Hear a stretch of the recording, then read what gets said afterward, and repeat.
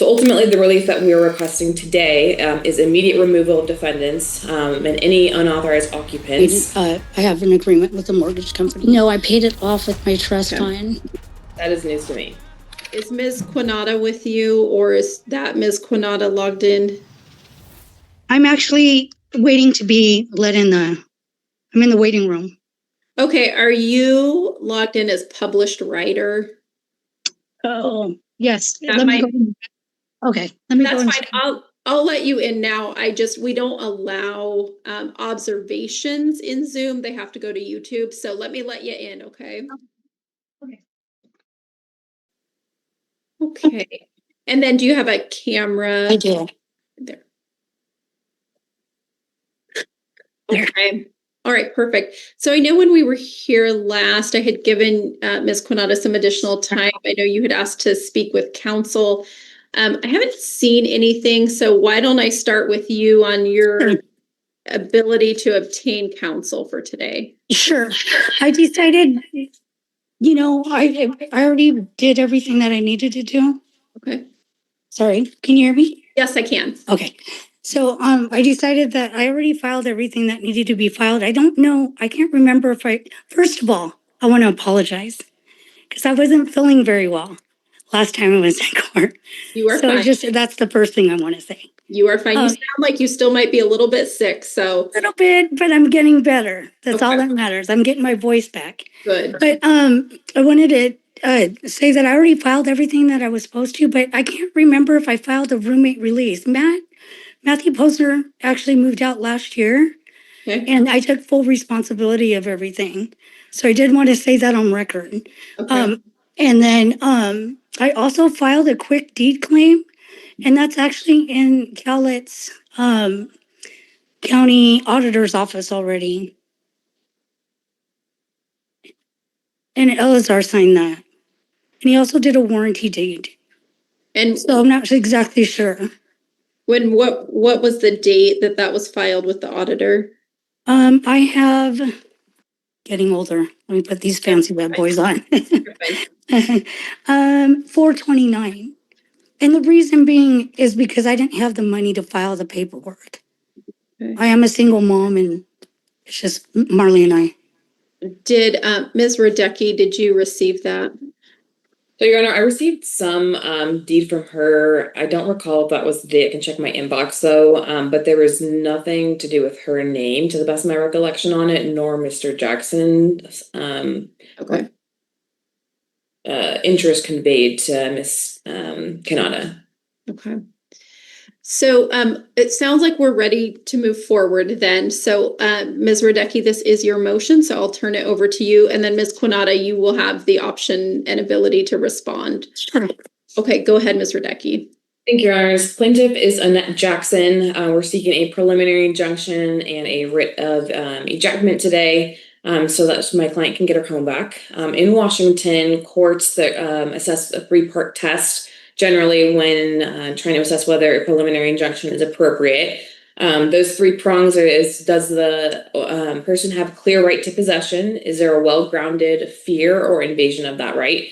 And then the third one is there continued injury resulting from defendant's unlawful occupancy? So ultimately, the relief that we are requesting today is immediate removal of defendants and any unauthorized occupants, in order prohibiting the defendants from taking, damaging, moving, or selling any of plaintiff's property, restoration of any personal property that's already been taken or damaged, and then authorization for law enforcement to enforce the ejectment order. So beginning on plaintiff's clear right to possession, plaintiff is the clear sole legal owner of the premises, pursuant to a final divorce decree entered on August 26, 2024 in Cowlitz County. The cause number was 232-002-4408. That was attached as Exhibit D to our complaint. Defendants have never had a valid lease agreement, never had paid rent or a legal right to reside on the premises. The defendants had submitted a lease agreement. They purported it was valid, but it was not issued by Ms. Jackson, the plaintiff. It was not signed by her. Ultimately, they are not tenants.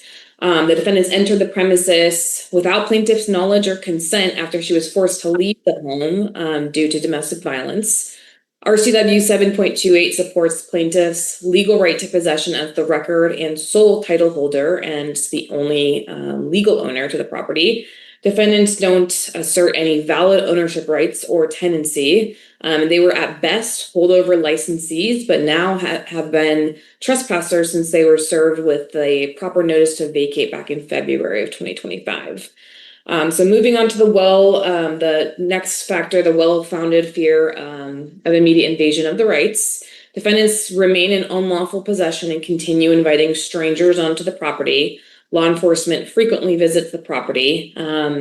Plaintiff had visited the home in December of 2024 with law enforcement and discovered a number of concerning things, but especially highlighting missing personal property. Her dogs were locked inside the house without food or water, and there was just general disrepair and suspicious activity occurring inside the home.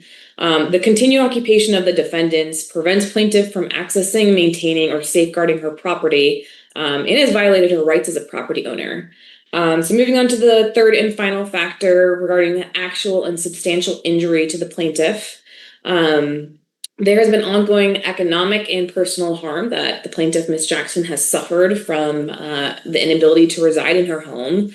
She's had to incur additional financial expenses to house herself elsewhere in the interim. Property has been missing, gone damaged inside her home, the property that's subject of the action. She does have concerns about the well-being and welfare of her animals and other personal property that she's not been able to observe in the past 6 months.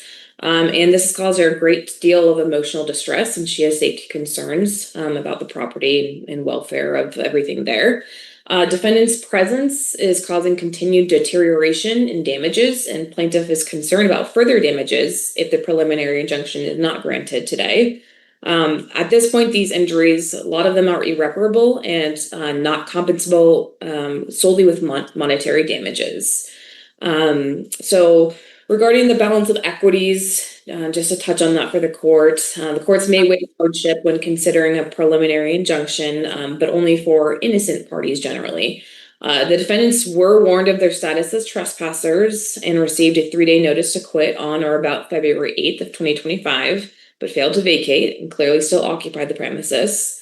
They knowingly remain without rights to do so, and Ms. Jackson is entitled to recover her property back and eject the defendant immediately without further delay.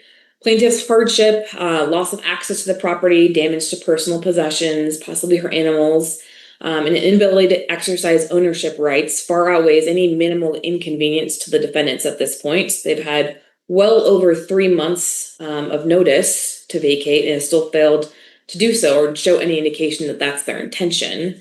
At this point, we believe that the injunctive relief is appropriate as plaintiff has clearly satisfied all 3 factors: the clear legal right to possession as the sole owner, that she does have a well-grounded fear and immediate invasion of that right. There's continued injury resulting from defendant's unlawful occupancy of the premises. And courts may act to preserve the status quo and to prevent loss or damage during litigation. So we're requesting the courts to grant this preliminary injunction, to grant the order ejecting the defendants from further damage. And I did want to touch too on the bond requirement for Court Rule 65B. So it does require a bond unless it's waived. We would just simply request that the court waive the bond. But if the court is inclined to issue one, that it would be a minimal bond of just $100 due to the 2 main factors of there's a lack of lawful claim or tenancy of ownership or ownership by the defendants. There's no credible risk of this being a wrongful action at this point. And also we would reiterate a request for fees and costs associated with this action. So to sum up, we are just requesting that the court grant the order for the preliminary injunction, ejecting the defendants from the property immediately and enjoining them from interfering further with plaintiff's property or damaging it, and to authorize law enforcement to remove them immediately. Thank you. Thank you. Okay, so Ms. Quinata, go ahead. I did review your response, and I did review kind of the preliminary argument that you have, or kind of the main argument, I should say, regarding adverse possession. I know that you're not doing this without an attorney, but typically adverse possession does require quite a lengthy period of open, notorious, hostile use. So if you want to start there, feel free. Go ahead. Okay.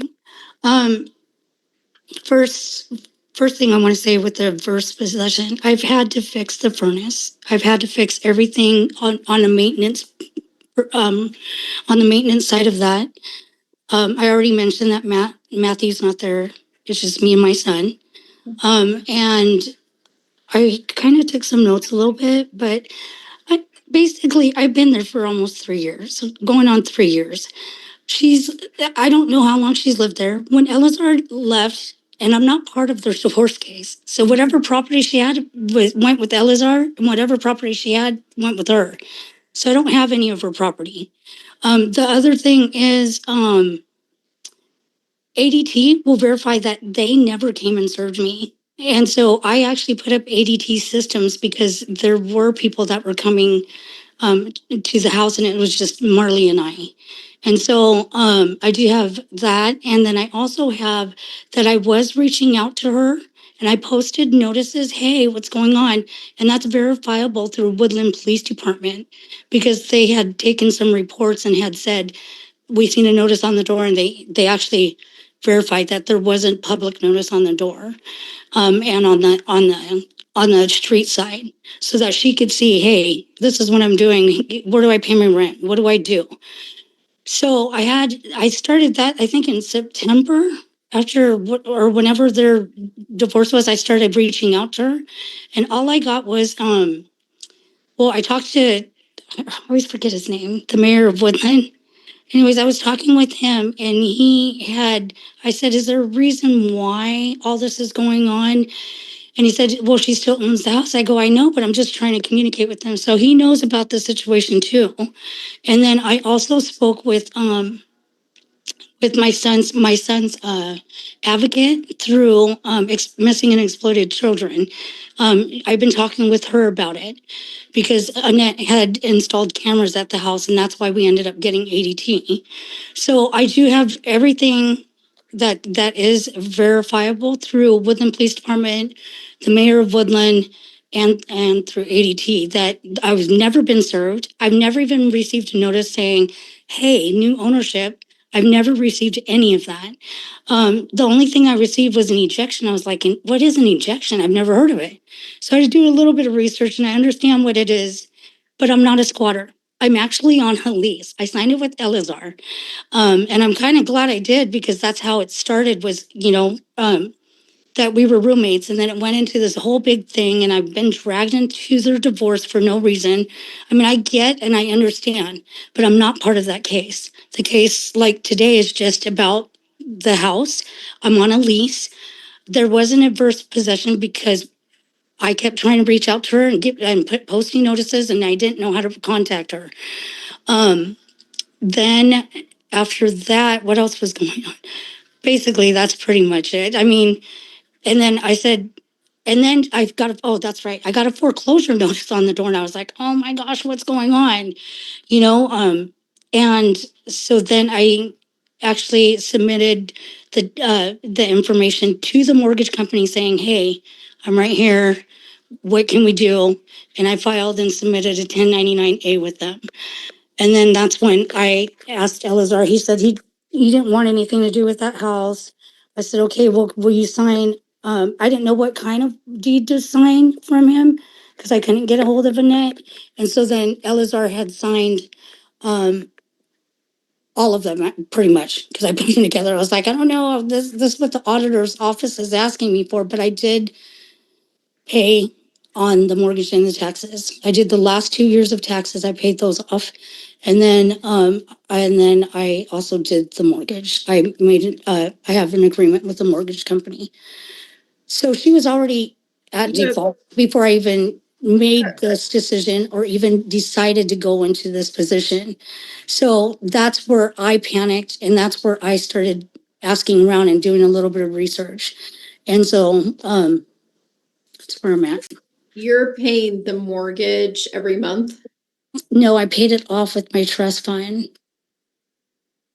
When was that? I submitted it with the paperwork that I gave you guys. It is, hold on. Let's see. And actually it was more than what they, hold on it. Working in this little tiny spot. So hang on. It was paid on, of course, I got a really bad copy. I'm gonna have to pull up the original document because this is really light, the one that I submitted. But if you don't mind waiting for just a moment, I can just grab my bag and pull it out. If you'd like me to grab that and tell you the date that I paid it. Yeah, that would be helpful. Okay, hang on just a moment. And Ms. Quinata, I'll just say I've kind of re-looked through your documents and, well, I don't know if she's there. Are you with us, Ms. Quinata? Yes, I am. Okay. Actually, I can't. I dropped my box right before I'm sorry. I dropped my box right before we started this. And it was with my paperwork, but the copy that I have, the hard copy, I just can't read the copy that I made you guys. There's a 1099 that's of poor Oh, it's quality. 12/24/24. Sorry. I just got it. December of 2024. Yes. And did you pay the $20,000 amount or how much? No, did you I paid 487. Wait, 400, can't even read it. $418.79. I have $79.42. And then I also paid the taxes on it, and I can grab that. pay? So tell me the mortgage amount that you paid in total. $418 and $70,000. Oh no, $418,079. Okay. Yeah.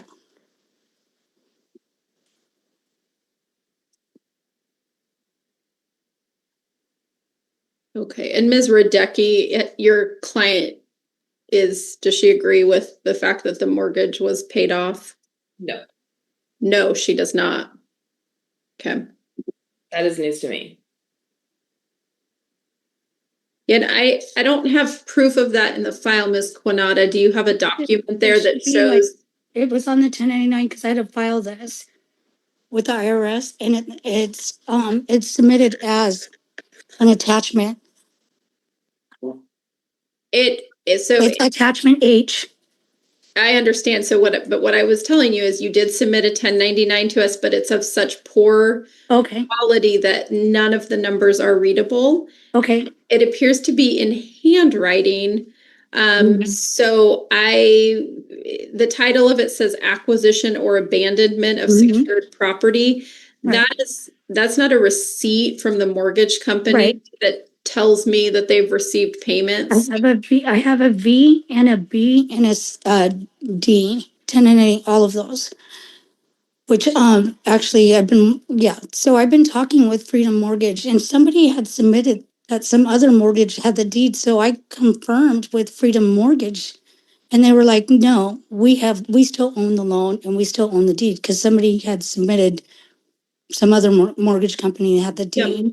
So I guess what's troubling to me is that you clearly were aware that in September of 2024, in a final divorce decree, unlike what Mr. Jackson submitted to the mortgage company and clearly just a couple weeks ago to Cowlitz County, the divorce decree did not just state that Ms. Jackson was responsible for the payments. It stated that she was given the property. Yeah. And I'm not. Well, hold on. So she was given possession of the property, and he was mandated to leave the property. And so first and foremost, I mean, I have some concerns about what's happening behind the scenes with Mr. Jackson towards this property that he is telling state, county agencies that he has the right to this property. He does not. And you now have received through this lawsuit proof of that. You have not been in the property long enough to obtain it by adverse possession. Okay. Even if you had met all the other factors, you're not even close, frankly, timeline wise. Right.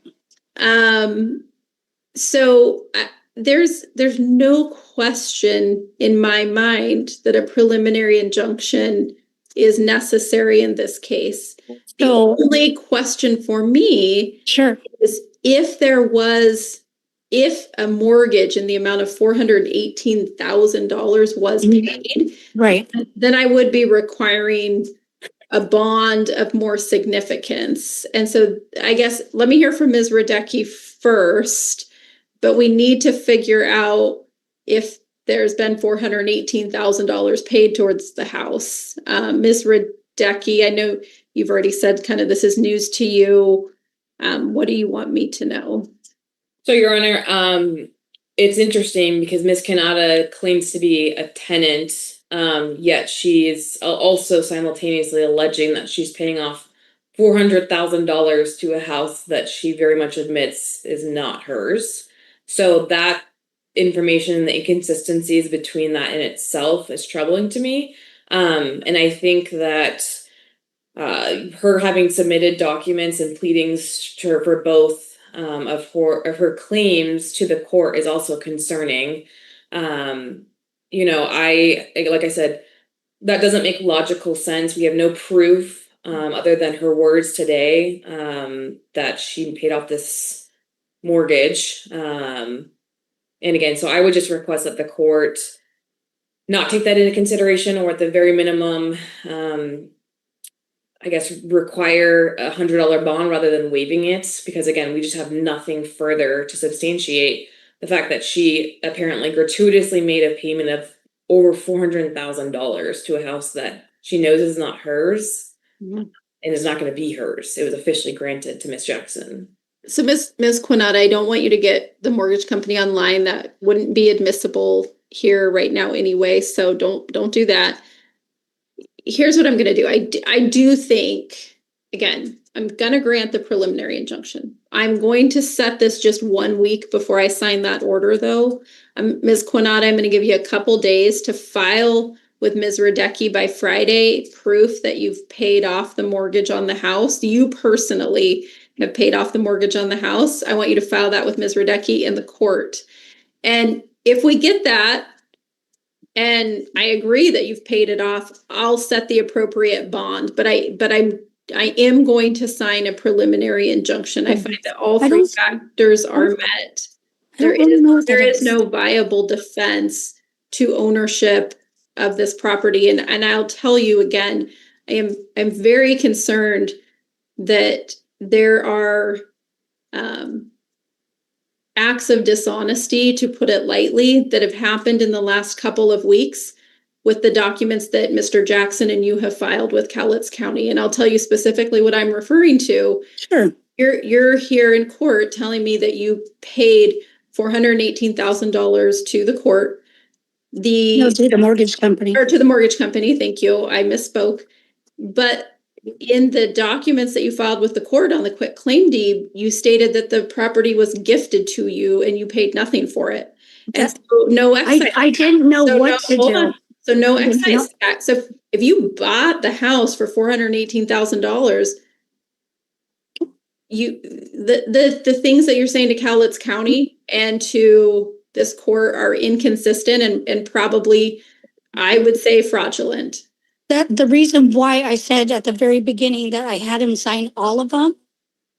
Do you remember? I said, sorry about that.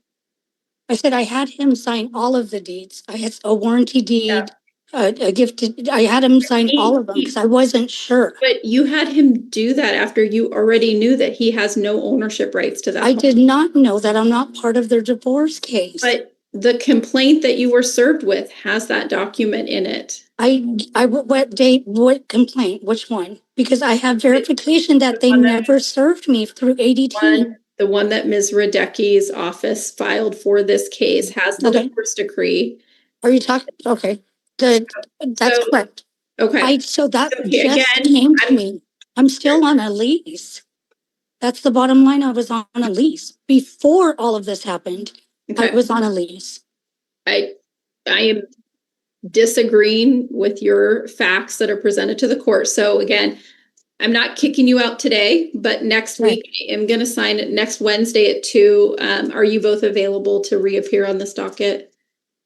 Let me confirm. Okay. I am, Your Honor. Okay.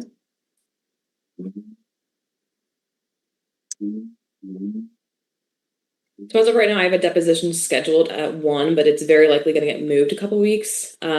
So I can appear here if we can get called at like towards either the beginning or the end of the docket, if that's Okay. possible. Yeah, just let me know what you need when we go on docket. So let's have you back next week. I'm going to sign the preliminary injunction. What I'm only reserving on the bond amount, if any, depending on whether a significant amount of money has been paid towards this home. Okay. Okay. We'll see the parties back next week, the 28th at 2:00. And you have it served to her by Friday. Is that correct? Yes, please. Okay, I can do that. Okay. Thank you.